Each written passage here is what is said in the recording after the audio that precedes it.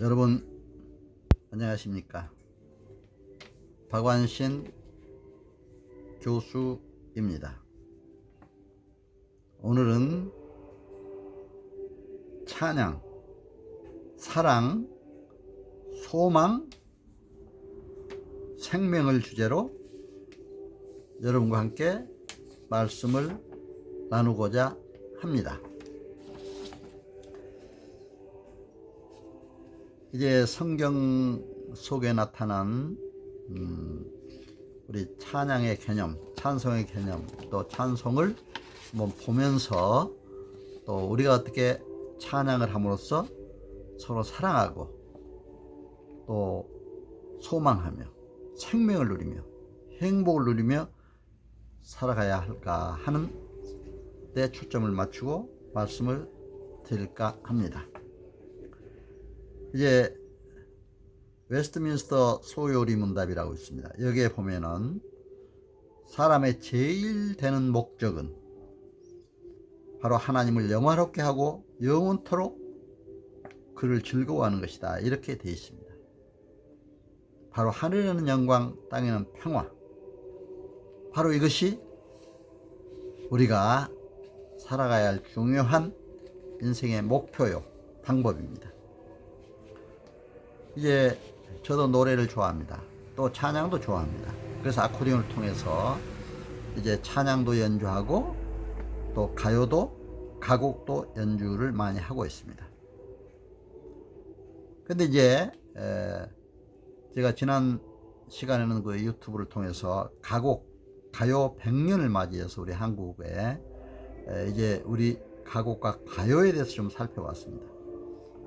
이번은 성경에 나타난 이제 찬송, 찬양 중심으로 이제 살펴보면서 제가 여러분들과 함께 은혜와 사랑을 나누고자 합니다. 오늘 주제에서 제가 특히 참 감사한 것은 제가 소망교회 장로로 이제 섬기고 있기 때문에 우리 소망교회 이제 김경진 담임 목사님께서 이제 작년에는 조찬 성경 공부에서 특히 확고한 믿음, 말씀 중심으로 또 이런 말씀을 화요일찬 성경 공부 때 남자들만 모이는 모임이 있습니다. 남성교회 화요일찬 성경 공부에 말씀을 했는데, 특히 올해 이제 9월부터 이 후반기에 들어와서는 성경상 나타나는 찬송, 찬양을 중심으로 말씀을 하는데 제가 너무 은혜가 받았어요. 코로나로 직접 교회는 못 가지만 온라인상에서 찬송과 찬양을 통해서 우리가 하나님께 영광 돌리고 하나님 나라를 위해서 복음 전파를 위해서 어떻게 할 것인가 하는 많은 것을 배우게 됐습니다. 그래서 특히 오늘은 이러한 찬양 중심으로 말씀을 나눌까 합니다. 성경상 처음 노래는 이제 아담이 하와에게 내 뼈 중에 뼈요 살 중에 살이라고 하는 바로 탄성의 노래를 부르는 것이 처음 노래다, 이렇게 볼 수가 있습니다. 두 번째 노래는 라멕이 사람 죽인 제1탄의 노래가 있습니다. 창세기 4장 23절에서 24절까지 나옵니다. 이제 그 다음에 모세가 홍해를 건넌 후 하나님께 감사하는 찬송이 나옵니다. 그리고 사무엘의 어머니 한나가 아이가 없어서 간절히 기도를 했습니다. 하나님이 기도를 들으시고 아이를 주셨습니다. 여기에 따른 감사 찬송이 사무엘상 2장에 나타나고 있습니다. 또 이사야서 12장 1절에서 2절까지는 하나님 나라 구원, 힘을 노래하고 있습니다. 하나님의 구원을 감사 찬송하고 있습니다. 여러분, 요새 코로나19로 힘든 때 우리가 하나님께 맡기고 우리의 생명, 또 우리의 구원을 노래할 줄 아는 우리가 되어야 할 것으로 봅니다. 이제 구약 성경에서는 특히 시편을 통해서 많은 시와 찬송, 찬양이 나오고 있습니다. 또 많이 불려지고 있습니다. 그래서 이러한 시편을 통한 찬송은 좀 더 이제 구체적으로 살펴보겠습니다. 이렇게 구약에 나타난 여러 가지 이제 찬송 찬양을 잠시 봤습니다만은 신약 성경에서도 많은 찬송 찬양이 나오고 있습니다. 초대교회의 노래들이 바로 신약에서 나타나고 있습니다. 근데 이제 빌립보서 2장에는 보면은 이제 또 이러한 초대교회 여러 가지 찬양들이 많이 나타나고 있는 걸 볼 수가 있습니다. 그리고 누가복음 1장 46절에서 55절까지 보면 마리아의 찬송이 나옵니다. 천사들이 마리아에게 하나님 은혜로 아이를 잉태해서 예수를 탄생하게 됐다. 이제 이렇게 마리아가 하나님께 기뻐 찬송하며 만세 나에게 복이 있다 하고 기뻐 찬송을 했습니다. 바로 이런 찬송, 찬양, 바로 이것이 참 불려지고 있습니다. 또 누가복음 2장 14절에는 글로리아 천사들의 찬양이 나오고 있고, 특히 성탄절에 부른 지극히 높은 곳에는 하나님께 영광, 땅에는 평화, 만민에게 은혜로다, 이런 찬양이 불려지고 있습니다. 성탄절 때 이거는 하나님을 믿는 사람이나 안 믿는 사람이나 성탄절은 다 정말 즐기고 있잖아요. 하나님께는 영광, 땅에는 평화, 정말 이 좋은 찬양이 불려지고 있습니다. 특히 이제 누가복음 2장 29절 32절까지는 시므온의 찬송, 거룩거룩하는 이런 찬송들이 바로 불려지고 있습니다. 디미티스, 나는 죽어도 좋습니다, 이런 찬송으로. 그리고 요한계시록 4장 8절에도 이제 거룩거룩으로 시작한 찬송이 불려지고 있습니다. 그래서 이러한 신구약을 통해서 우리가 찬송, 찬양이 많이 불려지고 있다는 걸 볼 수가 있는데요. 이제 아까 말씀드린 시편 찬송에서 우리가 좀 더 구체적으로 살펴보면, 우리 시편은 다윗의 시, 바로 찬송시입니다. 그렇기 때문에 이 시편은 영감의 찬송, 찬송 중의 찬송이다, 이렇게 부를 수가 있습니다. 시편은 노래이기 때문에 몇 장, 몇 절 이런 걸 쓰지 않고 있습니다. 몇 편이라고 하죠. 시편 몇 편. 그래서 시편은 1편에서 150편까지 구성이 되어 있습니다. 찬송가이면서 바로 기도시입니다. 시편은. 제가 시인으로 등단해서 시를 써봅니다만은 일반 인들은 보통 서정시, 또 이제 감성에 호소하는 이런 시를 주로 많이 쓰고 있습니다. 그러나 이제 우리 믿는 사람들은 또 찬송시를 쓰다 보면 바로 기도문이 될 수가 있어요. 그러나 어떻게 합니까? 우리가 또 기도문도 이제 시로서 이렇게 쓸 수가 있습니다. 물론 이제 우리가 복음을 전파를 위해서는 찬송시에서도 이제 직접적인 교회, 또 하나님 이런 표현을 쓰지 않고 하나님을 하늘로 표현한다든가, 또 교회를 십자가로 표현한다든가, 이런 다양한 표현 방법도 쓰고 있습니다. 그래서 이제 우리 교회에서 이런 찬송, 찬양이 이제 시편을 통해서 저 많이 불려주기 시작했다, 이런 것을 이제 여러분들이 알 수가 있습니다. 중세에 들어오면서는 이제 이 시편 찬송이 이제 불려지기도 했는데, 그때는 라틴어로 주로 불려졌습니다.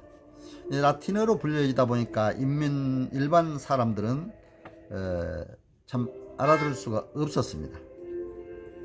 그래서 이제 많이 그 일반 사람들까지 다 알아듣도록 하기 위해서 이제 종교 개혁자들은 이제 각국어로 부르도록, 이렇게 쉽게 가사를 명료하게 해서 각국어로 부르도록 했습니다. 물론 이제 라틴어로 부를 때는 이제 하나님만 찬송은 알아들으면 된다, 그런 그 신앙적 관점에서 불렀습니다만은, 그러나 우리가 이 찬송이 이제 세계 각국어로 불려지면서 많은 사람들이 이제 함께 부르게 됐습니다. 시편 121편에는 영국 성공회 베스퍼스 합창단이 부르기도 했습니다. 미국 장로교 등 시편 150편 찬송가를 부르기도 했습니다. 한국은 1892년에 감리교 찬미가, 1895년에 장로교 언더우드 이제 선교사죠. 부흥성가 복음성가로 많이 부르기 시작했습니다. 1898년부터는 찬송이 시편 이제 찬송으로 이제 또 불려지기도 했습니다. 그래서 이러한 그 찬송이 또 아리랑곡으로 보기로다 부른 찬송도 있습니다. 우리나라 이제 민요와 맞는 또 민요 문화에 맞는 이런 찬송으로 부른 찬송도 있습니다.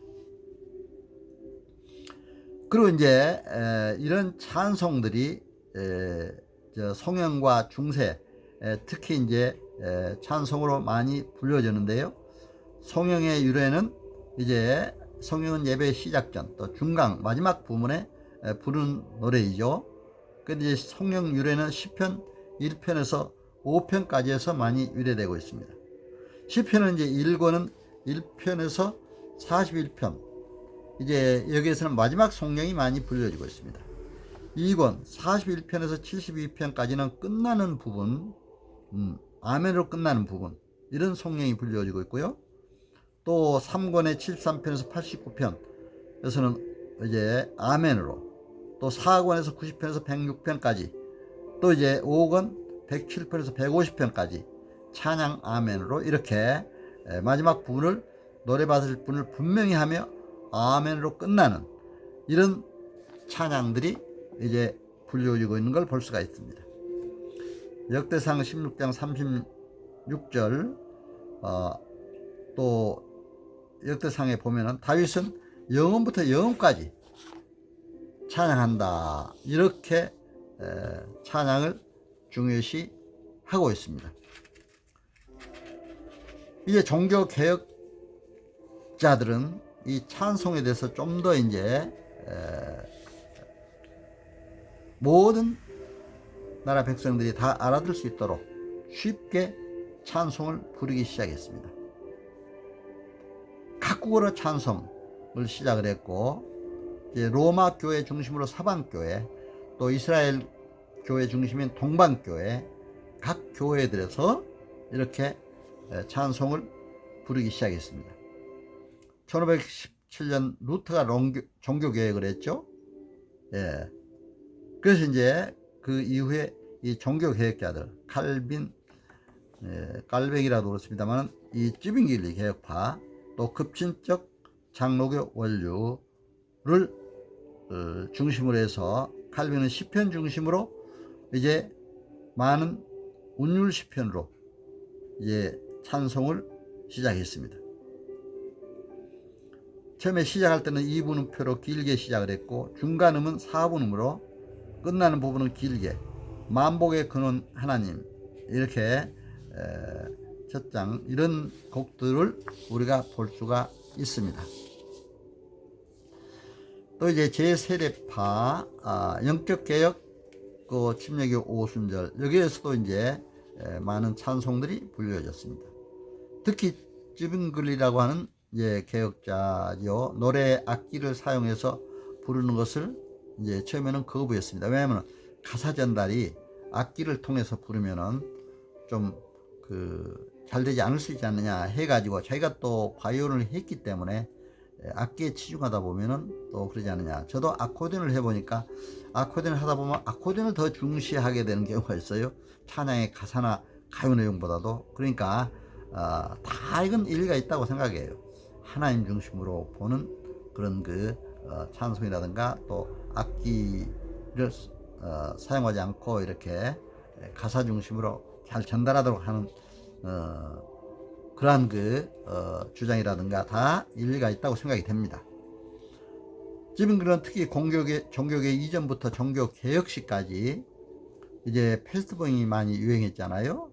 그런데 이 패스트병, 바로 흑사병, 여기에 걸려서 패스트의 노래를 이렇게 만들었습니다. 그래서 우리나라에서는 이제 신학대학 교수가 이제 번역해서 찬양으로 불리워지고도 있습니다. 사실 우리 코로나 때 얼마나 힘드니까 이런 때 이런 페스트의 노래 같은 것도 상당히 적합한, 또 이런 때 한번 우리가 잘 부르고 싶은 노래이기도 합니다. 루터는 적극 찬송을 활용해서 알아들을 수 있는 언어로 작사해서 찬송을 했습니다. 특히 대표적인 루터가 작사한 찬송 585장이죠. 내 주는 강한 성이요. 바로 이 찬양은 종교개혁 주일에 물론 많이 불려지고 있습니다만은 우리나라에서 3.1절, 6.25 같은 이제 국가적인 이런 행사에도 많이 불려지고 있습니다. 루터는 바로 음악은 하나님 주신 큰 선물이다, 이렇게 얘기를 했습니다. 그렇기 때문에 노래를 즐겁게 합시다 하고 주장을 했습니다. 그러면서 음악은 신학 다음으로 중요한 분야다, 이렇게 주장하기도 했습니다. 특히 음악은 평화를 준다고 강조했습니다. 평화를 주기 때문에 세계 인류에게 누구에게나 평화와 사랑을 주는 그런 의미로서 유행가도 만들어서 이제 사용을 했습니다. 사실 요즘 저도 이제 가요도 작사해서 한번 불러보니까 좀 신앙인으로서 좀 어느 때는 좀 주저하고 망설일 때도 있어요. 왜? 더구나 저는 장로가 가요를 작사하고 가요를 부른다 이렇게 하면 또 정말 그걸 혹시라도 이해 못한 분들은 어떻게 장로가 가요를 그렇게 부르냐 할 수도 있습니다. 그러나 물론 우리가 하나님 말씀이 중심이고 찬양이 중심입니다. 저도 그렇게 살고 있습니다. 그러나 우리가 일반인들에게 복음을 전하기 위해서는 가요도 알아야 됩니다. 일반인들이 좋아하는 가요도 부를 수 있어야 됩니다. 저는 그래서 몇몇 교회 목사님들 보면은 가요를 통해서 유명한 가수를 불러다가 바로 전체 성도들 모아놓고 복음을 전하는 이런 것도 볼 수가 있습니다. 가요를 부르다가 목사가 된 분들도 많습니다. 예술인들이 또 이렇게 목회를 하는 분들도 많이 볼 수가 있습니다. 그래도 우리가 분명한 것은 복음의 절대성, 예수 그리스도의 십자가 부활, 탄생, 재림, 이것은 분명히 1.1핵이라도 변할 수 없습니다. 복음은 절대적이어야 되니까. 그러나 복음을 효과적으로 전하기 위해서는 대상에 맞는 문화의 상대성을 갖고 복음을 전해야 됩니다. 트로트, 가요를 좋아하는 곳에 가서는 가요도 함께 하면서 우리가 같이 즐거워하면서 복음의 절대성을 가지고 복음을 전하는 이런 역할을 해야 된다고 생각이 됩니다. 찰스 웨슬리 같은 또 요한 웨슬리, 이 두 형제, 이런 사람은 성공의 신부로서 아주 찬송에 대해서 기여한 바가 많습니다. 특히 이제 이 시편 중심으로 여러 가지 이제 찬송했던 칼빈, 이런 사람들도 있지만, 그러나 웨슬리, 또 와치와 웨슬리 같은 사람은 찬송을 이제 장로에서 발전시키는 칼빈, 이렇게 이제 시편 중심으로 했던 칼빈과 함께 이런 찬송에 대해서 강조를 한 걸 볼 수가 있습니다. 와치는 특히 청교도이면서 칼빈에 머무르지 않고 시편을 넘어 신약 성경 바탕하에서 찬송시를 시작했습니다. 당시 시편 중심 찬송을 했던 이제 시기라 한때 또 이단으로까지 오해받기도 했습니다. 와치는 우주적인 찬송, 감성이 담겨진 찬송을 부르기를 강조했습니다. 인간은 감성에 휩싸여야 되기 때문에. 제가 이제 가요를 부르다 보니까 가요도 특히 그 감성에 호소해야 한다, 그런 얘기를 많이 하더라고요. 가요계 심사위원들로 나온 사람들이라든가 가요계에서 이제 가르치는 노래 교실을 가르치는 사람들 보면은 감성에 아주 호소해야 되는 이런 노래를 불러야 된다. 슬플 때는 슬프게, 기쁠 때는 기쁘게, 행복할 때는 행복하게. 우리 민족의 애환을 노래한 노래가 얼마나 많습니까? 우리 한국 가요 100년이 되는 올해가 해입니다. 얼마나 애환을 노래했습니까? 1920년대 정말 비해 일제강점기 애환을 노래했습니다. 1928년에 처음 나온 황성예토, 바로 우리나라 고려의 옛 황궁터 개성에, 이거 애환을 노래한 겁니다. 1930년대 나온 목포의 눈물 젖은 도망강, 우리 민족의 애환을 노래한 노래들입니다. 이런 때는 같이 거기에 감정을 섞어서 함께 해야 되겠더라고요. 그래서 이런 감정을 섞어서 감성을 중요시한 게 바로 와치입니다. 그래서 이제 이러한 와치의 이러한 그 감성적 자기 감성을 부각시키는 노래도 있었고, 특히 이제 요한 웨슬레 그 두 형제가 배 안에서 이제 함께 폭풍을 만난 배 안에서 노래를 불렀습니다. 이때 정말 두 형제 노래에서 많은 배 안에 같이 했던 사람들이 감격을 하고 함께 정말 은혜를 받았던 이런 내용도 있습니다. 바로 383장이죠. 비바람이 칠 때와 이런 찬송도 있습니다. 작사는 삶의 자리에서 찬송하기 시작을 해야 됩니다. 그래서 이러한 그 찬송, 이것이 바로 우리가 이제 중요하다 생각이 됩니다. 그래서 우리가 이 찬송을 통해서 복음 전파를 위해서 우리가 많은 사람들에게 기여하는 이런 찬송을 불러야 되지 않느냐, 이렇게 봅니다. 그래서 음악을 작사하거나 작곡할 때도 저도 이제 많이 해봅니다만은, 여기에 우리가 많은 그런 그 감성에 호소하는 이런 찬송, 그러나 첫째는 우리가 하나님께 영광 돌려야죠. 인간의 감성보다 첫째는 하나님께 영광 돌리는 찬송은 그렇게 작사가 돼야 된다고 생각이 됩니다. 그래서 제가 이제 찬송가도 몇 곡 작곡을 해서 불려 나갔습니다. 성가곡이죠. 말하자면 하늘문을 바라보며, 바로 이 성가곡, 이 곡을 통해서 이제 많이 불려 나가고 있습니다. 그러지 그 이외에도 평화 통일을 이제 강조하는 가곡도 불려, 평화로 하나, 평화를 위한 통일, 또 이런 가곡들이 유명한 성악가들이 불러서 지금 나가고 있습니다. 여러분, 오늘 이렇게 우리 찬송과 함께 우리 음악 또 가곡 가요도 함께 곁들여서 설명을 드렸습니다. 특히 우리가 성경에 나온 이런 찬양, 찬송을 보면서 또 하나님께는 영광이요 우리 모두에게는 은혜와 평강이 함께하기를 기원합니다. 여러분, 코로나로 힘든 시기에 정말 우리가 찬양으로 하나님께 영광을 돌리며 또 기도하며 우리의 방패가 되신 하나님만 믿고, 우리의 생명이요 우리의 사랑이요 우리 힘이 되신 하나님께 맡기고 이 코로나19를 잘 극복해내는 우리 모두가 되었으면 하는 마음 간절합니다.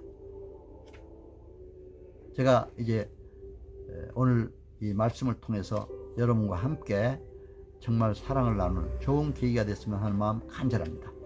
여러분 건강하시고 가정과 하시는 모든 사역에도 하나님의 크신 축복이 넘치시기를 기원합니다. 여러분 잘 청취해 주셔서 감사합니다. 건강하시고 행복하세요.